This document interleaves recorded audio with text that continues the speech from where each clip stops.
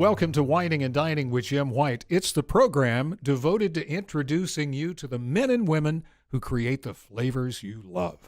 We also have got lots of news you can use about whining and dining. And joining us on the program, the ever-talented, the ever-beautiful Vicki Briley-White with a new wine segment.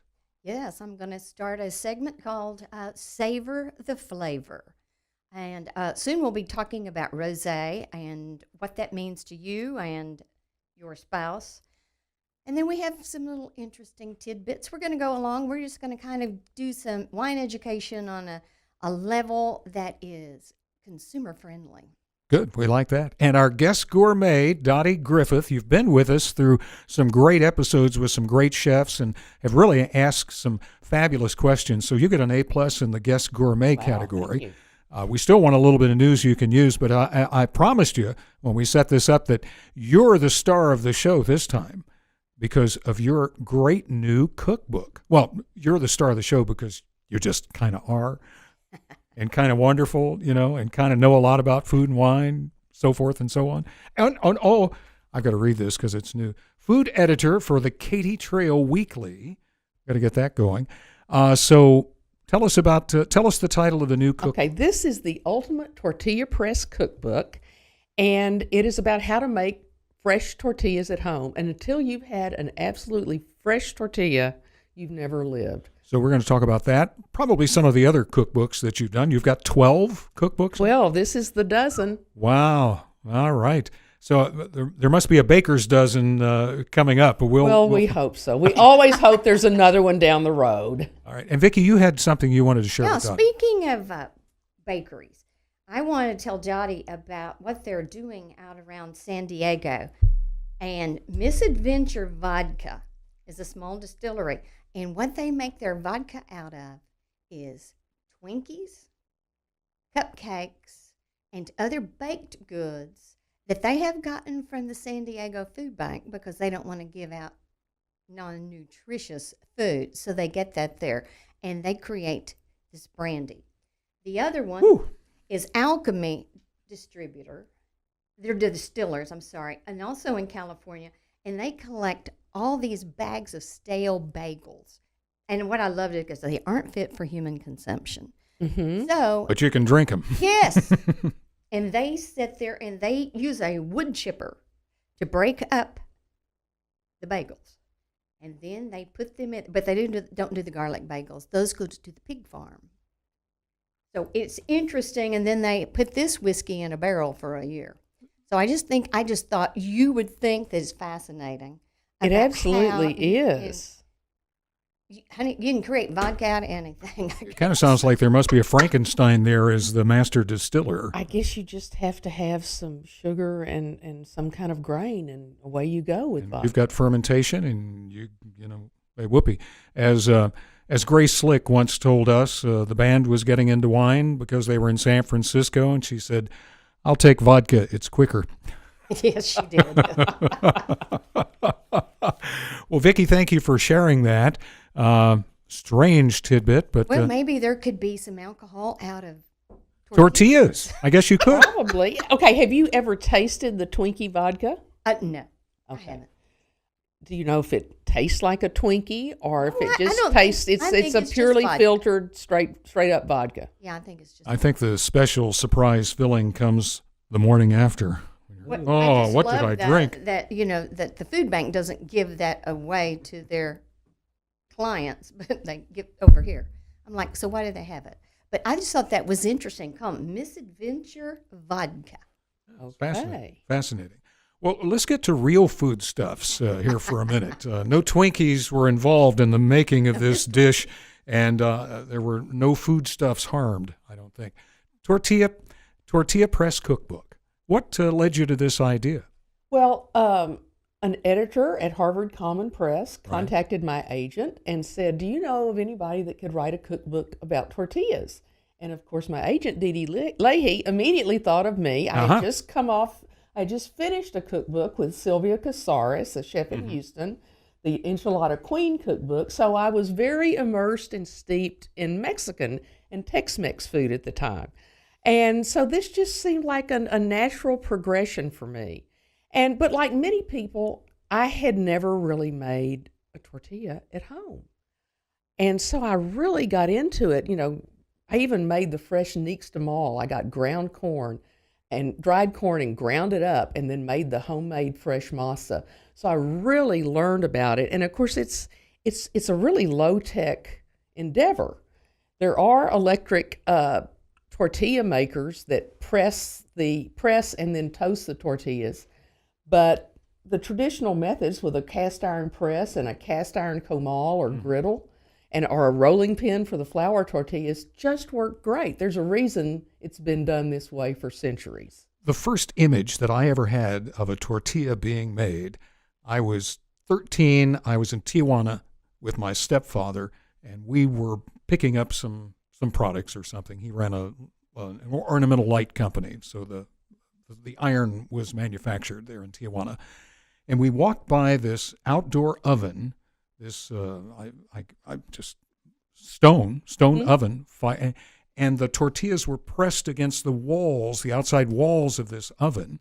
And so the nice lady, I guess the mother, would come by and peel them off and put them in a little basket and serve them to people. That sounds just like the Indian process for making naan against the side of the oven. But that's the first one. So, I mean, it sounds so high-tech to have something electric or something modern creating. Yeah, it takes a little technique in getting used to, but it does speed the process along a little bit. All right. So did you travel to Mexico, travel extensively to research this and develop things? I talked to a lot of people making tortillas. I did not get to Mexico to do this. Okay. But I did talk to a lot of people who make tortillas and of course, did a lot of research and testing on my own.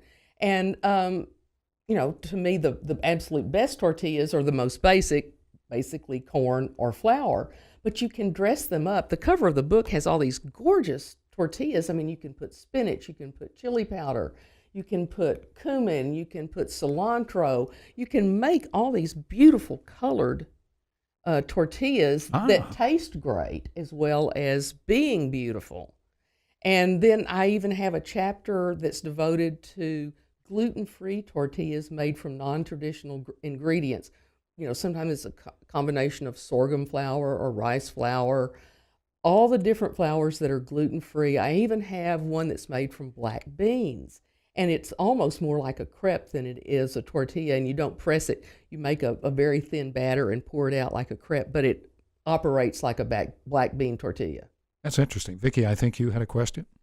When in the early 70s, I taught school in Austin, and I stayed with the Salinas family. And the grandmother would make tortillas, and we would do it with our hands. And she was so frustrated because I could make the tortilla with my hands, spinning it, spinning it, because they didn't use any of the other stuff. And her granddaughter couldn't. It was just almost a crisis that why I could do that, I have no idea. But that was an interesting thing to try it. And Jim and I are interested, especially in the gluten-free aspect of that. Well, you can get really close to really great tortillas. And of course, corn tortillas are by definition gluten-free, unless sometimes it helps with the elasticity if you add just a little bit of flour. But, a corn tortilla is by definition ultimately gluten-free. Okay. So what is the key to making a good tortilla? Well, I think be not afraid, first of all. Okay. Be not afraid. Do not think it has to absolutely be perfectly round. Yeah, it's nice if they're pretty much the same size, but the edges are going to be a little ragged. The only perfect tortillas are those made by machines. And that's what you see in the supermarket. That's right. And handmade, fresh-made, homemade tortillas are never going to be perfect except in flavor. And the other thing is just practice. The first ones that you make will probably taste good. They may be thicker than you really want, but practice doing it. And, one of the things I did with this book is decided to have some fun with it. I just found a lot of tortilla trivia and then just the corny jokes that are scattered throughout the book. It's like one of the trivia, it's like a human being can, the headline to the little factoid is 12 if by hand, 21,000 by machine. You know, in an hour, a machine can make 21,000 tortillas. In an hour, most of us can make about a dozen. So, and then there's the, what's this about? I hear about Texas weather, chilly today, hot tamale. It's, you know, it's just full of those. But cookbooks need to be fun. Well, let me ask you, you bring up a good point. Is weather a factor? Humidity and heat and things like that? Does that affect what's going on? Because it's baking. It can be. Anytime, you know, you're baking, humidity can have an effect. And getting the temperature right on the comal is really key. Too hot, it just burns it and it doesn't cook through. Too cool, it just doesn't get the right toast and the inside can be gummy. Okay. So what are people going to find besides great recipes and some really corny jokes inside? Corny, Well, it's great. It's funny. What are they going to find? I mean, what else? Kind of take us through some of the other elements. There are recipes for pretty much anything you can do with a tortilla. There are recipes for tacos and enchiladas. And of course, all that requires fillings and sauces and salsas. And then there's even a recipe for some great soups that are just fabulous to have with a fresh tortilla. The Mexican seafood stew that I do, which is very much like a chopino, only it's Mexican style and it has tomatoes in it, but it also has a base of ground red chili, which gives it a little zing, and then just very fresh seafood. And a perfectly fresh corn tortilla with that is amazing. And then would you put a margarita with that, or? You can put a margarita with just about anything. In fact, I recommend putting a margarita in your hand while you're making fresh tortillas. Now you're talking. Yeah. That's great. Who do you think does the best store-bought tortillas around Dallas-Fort Worth? I mean, there are a lot of, East Dallas and so forth. You can find a lot of great tortillas and lots of other great Mexican specialties. Well, a lot of the Mexican groceries make them in-house. And those are some of the freshest around because they sell so many. A traditional grocery store, supermarket, has a lot of the packaged ones that come in from the manufacturers, and they're fine, and they've got a longer shelf life. But for really fresh, go to any good Mexican grocery, and they'll have some good fresh tortillas for you, especially the flour ones. They're amazing. As far as restaurants go, who do you think has some of the best tortillas? Name 3 or 4, or stay mum. Taco Deli has amazingly good fresh tortillas. They're really good. Okay. What about our favorite East Dallas haunt? Well, as much as I love E-Bar, I can't say that they have fresh tortillas. Oh, so they're using. Yeah, they do not make their tortillas in the restaurant. They've got a lot of people to service every day. They do. So 12 by hand doesn't quite get it for Eddie, right. With all due respect. That's great. Your 12th cookbook. My gosh, how long have you been writing cookbooks? Since you were 5? Almost. Actually, I was. Because you're not old enough to have 12 cookbooks out there. I know. Well, yeah, I am. But I started when I was working at the Dallas Morning News as the food editor. And, of course, I got a lot of calls from publicists for cookbooks. And one day this publicist editor from a publishing house called and asked me if I knew anybody that could write a cookbook on chili. They were looking for a book on chili. And with my usual shyness, I said, well, I can. Even though I'd never written a cookbook in my life, I'd read a bunch of them by then. I was a food editor. And apparently I was right. That was my first cookbook it was called Wild About Chili. And I've gone on ever since. I worked with Dean Fearing on his first cookbook. Right. I have written cookbooks on Texas cuisine, the Texas Holiday Cookbook, the Enchilada Queen Cookbook. The Texas Holiday Cookbook is by far my mother-in-law's favorite cookbook. Eloise loves it. She just adores it. Thank you, Eloise. And of course, there's a second edition of it. The first one went very well, and so about 10 years later, we updated it and revised that. So the Texas Holiday Cookbook is still out there floating around. And I love to write cookbooks. I love to research. I love to talk to people about food, how they do it. And then oftentimes I try to include stories about people in the food that go with the recipe. And that's one of the things that I think makes the Texas Holiday Cookbook so special. some of the recipes, if I got them from a friend, then they tell the story of their holiday where they feature that recipe. That's amazing. So you transitioned from food editor to restaurant critic in your tenure at the Dallas Morning News. How did that come about, and what was that experience like for you? Well, it was wonderful. I'd been the food editor for about 16 years and then was sort of playing a dual role as a features editor and food editor. And about that time, Waltrina Stovall, who was then the restaurant critic, was retiring. And I thought, I'd love to be the restaurant critic. So I applied like everybody else and managed to get that job. And it was, I was then the restaurant critic for 10 years. And it's very different than being a food editor. Food editor is much, you're responsible for the section, you do a lot of recipes, you do a lot of stories. Whereas being a restaurant critic, you go to restaurants, you write about the food, you evaluate it. So they were similar, but for me, it was an evolution beyond what I'd been doing. It was a slightly different way to write about food. Talk about a fairly typical week, if there is such a thing, as being the restaurant critic. How many times did you eat out? How many different places? Oh, I would probably eat out 2 or 3 lunches and 4 or 5 dinners. It was a lot of eating. I did learn the art of 1 or 2 bites to evaluate, because not only what was on my plate, but of course I wanted to taste what was on the plate of the people that I was dining with, so I could get a fairly full experience of all the dishes. And so, yeah, you do learn to take 1 or 2 bites of everything and then move on.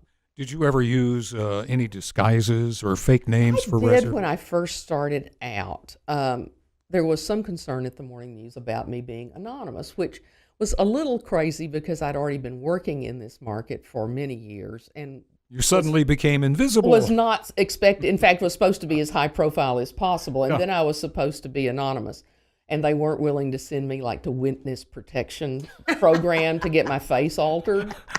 So they bought me a couple of wigs, and and I used those for a couple of times, and I felt so conspicuous. I just knew that people were going, "God, Dotty looks horrible in a red wig." And did you have a nom de plume that you made a reservation? Well, Isadora Duncan's party of 12.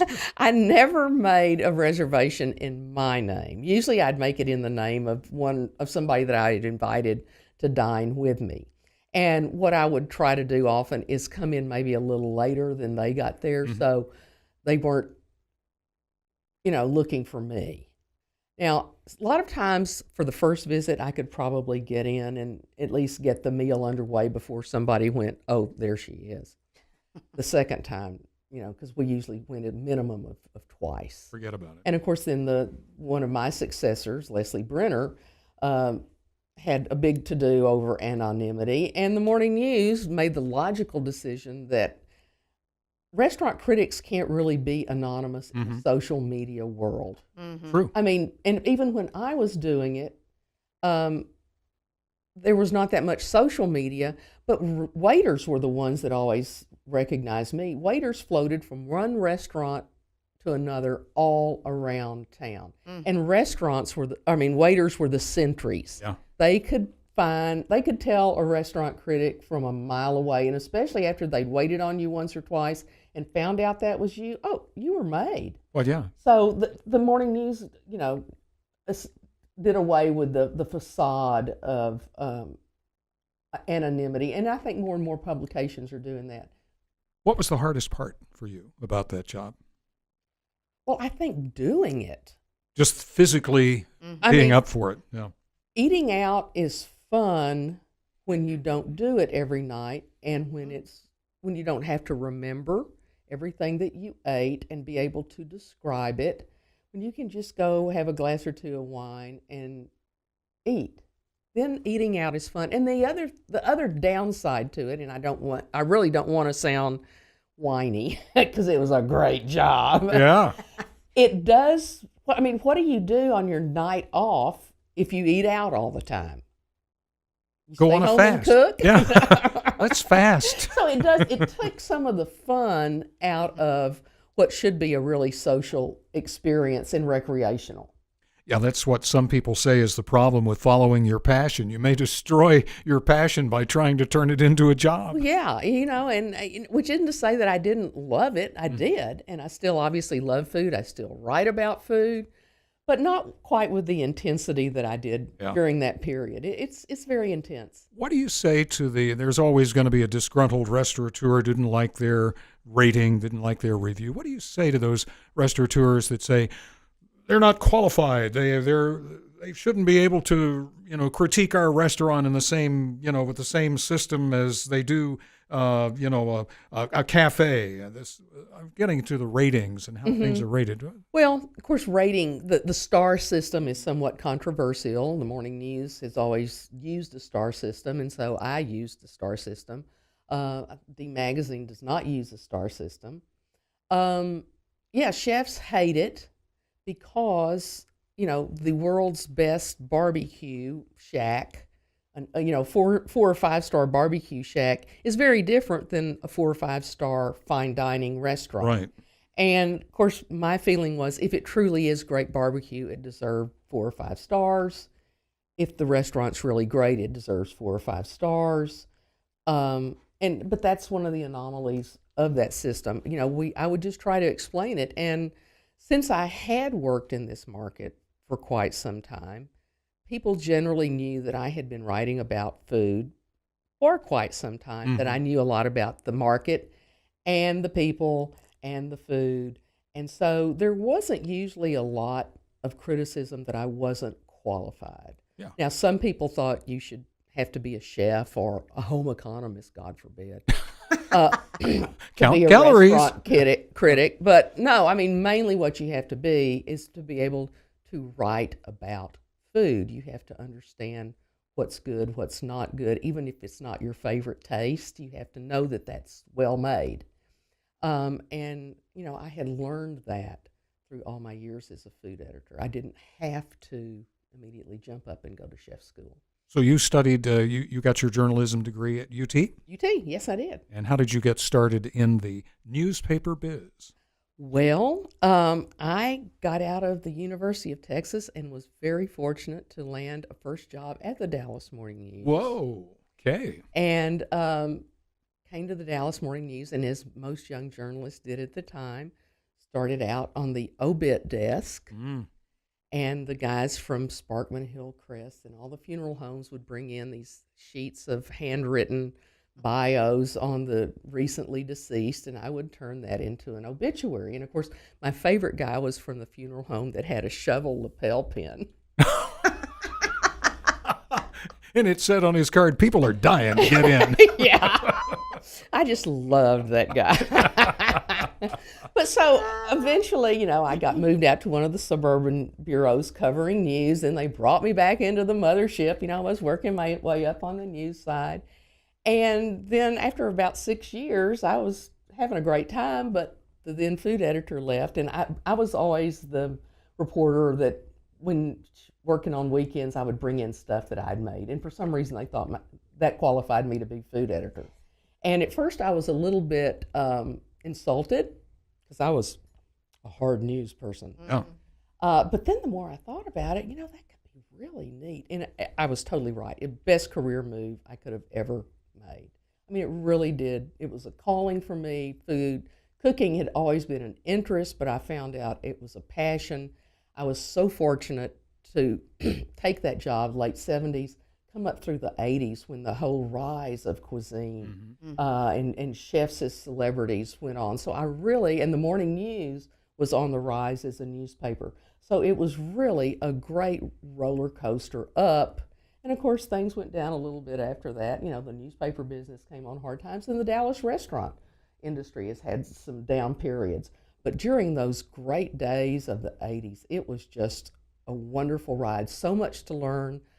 Some of the chefs that you've had on the show have talked about how their careers started in Dallas then, and it was a golden era of learning about food and being involved in food. It's a beautiful description of it. And are you still passing along this knowledge and experience to students at UNT? I do teach a class in culinary journalism at the University of North Texas. I teach in the fall. And it's so fun to get a hold of these young journalists who want to write about food, don't know a lot about it, and to be able to help them learn to express themselves about food. What so many of them don't get when they first come into my class, and hopefully they understand this when they're leaving, that there is so much more to writing about food than just recipes and a little bit about cooking. What I try to encourage them to do is go out and interview chefs to be real journalists in the arena of covering food. And that's the challenge for many of them. I think they know how to interview maybe a city council member, but they're very shy and reluctant to go out and nail these interviews. And so I keep pushing them out, making them go do interviews. In fact, I gave them an assignment last fall, and because some of them didn't do a very good job, I kicked it back to all of them with rewrite suggestions and a, deadline of next week to bring me in their rewrites. And some of them looked at me like I had asked them to dig a sewer line or something. Welcome to the real world and meet the editor. And they were going, can't we just be done with this and move on? And I'm going, well, no. Let me tell you something, kids. You will never turn in an article or a press release or any kind of written document to an editor, an account executive, a producer in the communications business that you don't get it kicked back to you with a request to make some changes. Absolutely. So let's just get used to that right now, and I'm going to do it a whole lot more this coming fall semester. Good for you. Good for you. The new book is Tortilla Press, Dotty Griffith. Thank you so much, and they can read you every week in the Katy Trail Weekly? They can. Thank you so much. It's been a pleasure to be with you. Hi, we're going to have Savor the Flavor, and we're going to talk about some wine trends that are going on right now. Okay, like what? Well, it's very interesting. I'll tell you, I was reading online, and it said Armit, and I'm not quite sure exactly what Armit is. I'm guessing that it's some kind of a magazine, of online magazine, okay, to celebrate their 30th anniversary. I'm going to have to get back with you about that. And they said that they commissioned a food futurologist by the name of Dr. Morgan Gay. I always want to sing when I hear that. to look at, how people will be enjoying wine in the future. And one of the first things is they talked about the drone delivery. Uh-huh. Now, this is not what I want to necessarily see, are bottles of wine flying through the air. I'm not sure how that's going to work. Maybe it could just hover over you on the patio and pour you another glass. I think that's perfect. Okay. Maybe we found a new thing for the drone. But, it's, I'm not too sure about, I'm sure all of that will happen along with our robots. When is that predicted to come about? Oh, just in the future. Just in the future. Which could be any time this afternoon or whenever. They don't say. They're just predicting. Well, that's a good start. What then? The next thing is they're talking about, they think that in the future there will be no wine labels. That all there will be would be the QR codes, and you just take your phone and just hold it up there to your bottle, and it'll give you all the information that you want. The problem I have with that is, how are you going to know what you're looking at? Well, yeah, me too. And frankly, most people pick out their wine based on the label and the artwork, and is it pretty, or to your point, the style of grapes and where it's from, and so that's weird. Well, in Treasury Wine Company, they have even gone further. They have a wine called, the Banished, which is part of, 19 Crimes. They have developed virtual reality. So you don't really drink the wine, you just feel like you... Yeah, really. And you, as long as your phone, hello here, is looking at the bottle, you will be in this virtual reality. Let me see. They activate an augmented reality feature when the phone's camera is pointed at the bottle. And Now, what happens then? Well, I don't know, honey, but I know that I've had augmented reality after having wine, but I don't know about holding my camera there. I mean, my phone up there, so I can continue to see it. Well, essentially, the augmented reality, maybe they put some information up next to the bottle. No, it's a game. Well, okay. But they could put information like, No, but this is separate. Oh, okay. All right. I'm just saying. Hey, they're your trends. I know they're my trends. But no, there's the no label, which is the trend, that you get all the information. Okay. And then there is people that are adding augmented reality so that you can have another experience. All right. So these are things in the future. Is there something that may be happening in the next year or the next season? Something we've got time for one more. Oh, well, I don't know. Do you think we want to do the one where they think they want to create a wine bottle that you eat? Ah. So that's a full service thing. You can eat and drink all at the same time. Yes, or the wine vending machines. They think that this is going to be one of the new future things that you get, and then they'll check you by your iris. You'll go in and you'll check it to make sure that you're old enough. Ah. I think some of this may be just wilder than I am quite ready for. That's very interesting. And that wine will be in cans, you think, for the Yes, vending machine? in the vending machines. They will be in cans. That's a very good storage system. Keep it nice and fresh. That's true. Okay. Well, those are some great trends, and just a sample of some of the things that Vicki's going to be bringing us from all around the world. You just never know what's going to come up on her computer screen. We want to give you a little taste of our fun toasts that we have at home. Folks, thank you for joining us. Wining and Dining with Jim White. Remember, if anybody asks you what you're making for dinner, tell them reservation.